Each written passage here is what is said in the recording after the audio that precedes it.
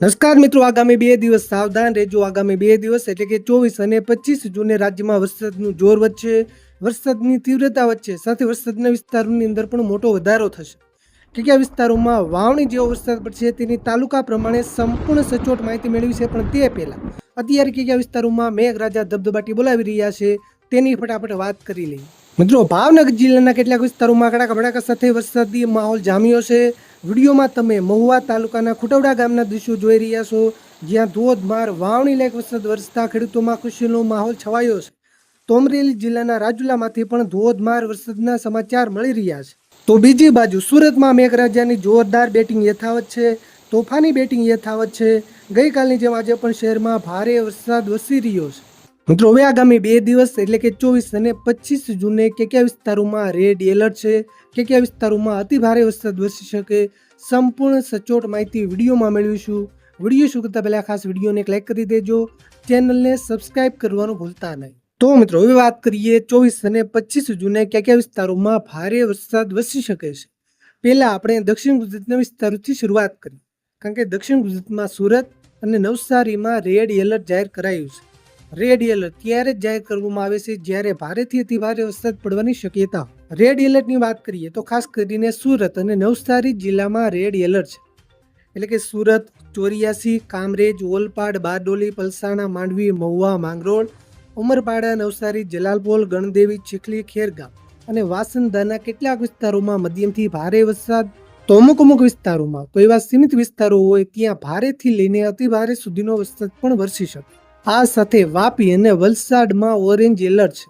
એટલે કે આ જિલ્લાના કેટલાક વિસ્તારોમાં મધ્યમથી ભારે વરસાદ વરસી શકે, જેમાં વલસાડ, વાપી, પારડી, ઉમરગામ, કપરાડા, ધરમપુર, વ્યારા, સોનગઢ, વાલોર, નિજર, ડોલવણ, ઉચ્છલ અને કુકરમુંડામાં મધ્યમથી ભારે વરસાદ વરસી શકે. આ સાથે યલો એલર્ટની વાત કરીએ તો ભરૂચ અને નર્મદા જિલ્લામાં યલો એલર્ટ છે.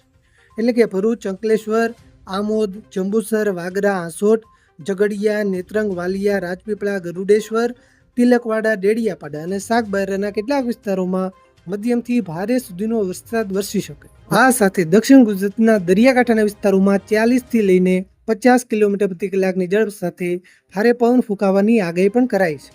મિત્રો, મધ્યપૂર્વ ગુજરાતના વિસ્તારોની વાત કરીએ તો મધ્યપૂર્વ ગુજરાતના પણ કેટલાક વિસ્તારોમાં આગામી 2 દિવસ વરસાદની શક્યતા છે.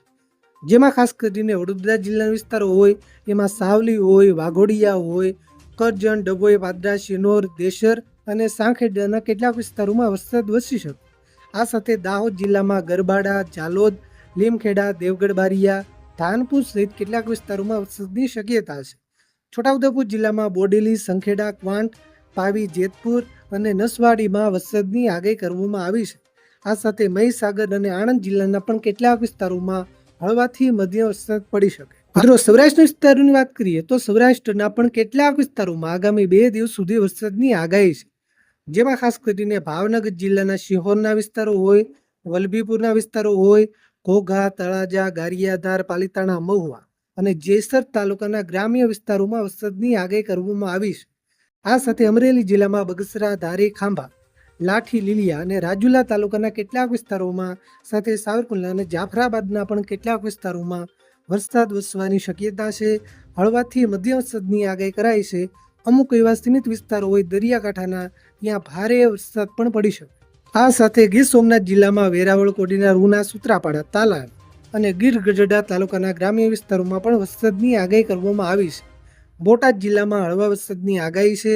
સુરેન્દ્રનગર જિલ્લામાં પણ હળવા વરસાદની આગાહી કરાઈ છે. મિત્રો, ચોમાસું છે મુંબઈ સુધી પહોંચ્યું છે. આગામી 12 કલાકમાં ગમે ત્યારે હવામાન વિભાગ ચોમાસાની સત્તાવાર રીતે મુંબઈમાં જાહેરાત કરી શકે છે. એટલે ત્યારબાદ 2 થી 3 દિવસમાં આપણા ગુજરાતમાં ચોમાસાનું આગમન થાય તેવી શક્યતા છે. તો મિત્રો, આ હતા આગામી 2 દિવસ સુધીના વરસાદના સમાચાર. પળે પળના સમાચાર તમને આવી જ રીતે સૌથી પહેલા પહોંચાડતા રહીશું.